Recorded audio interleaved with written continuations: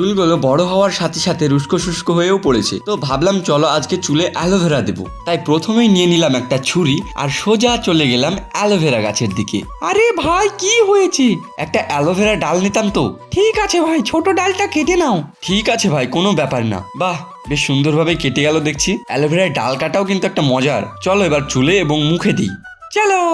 অ্যালোভেরাতে থাকে vitamin A, C, E, vitamin বি12, folic acid ও অ্যান্টিব্যাকটেরিয়াল উপাদান, যা চুল পড়া কমায়, খুশকি দূর করে, চুল রুস্কো শুষ্ক ও ড্যামেজ হতে থেকে বাঁচায়, আর স্কিনে দিলে ত্বক নরম ও মসৃণ রাখে, রোদে পোড়া ত্বককে শান্ত করে, পিম্পল কমাতে সাহায্য করে। সত্যি বলতে এর গুণ বলে শেষ করা যাবে না। আমি যেভাবে দেখাচ্ছি ওইভাবেই তোমরা তোমাদের চুলে এবং ফেসে লাগাবে। আর আমরা ছেলেরা তো সরিষার তেল দিয়ে চালিয়ে নিই, চুলেও তেল দিই আর মুখেও সেই তেলই দিই। আর আজ ভিডিও বানাবো ভেবে এগুলো ব্যবহার করলাম।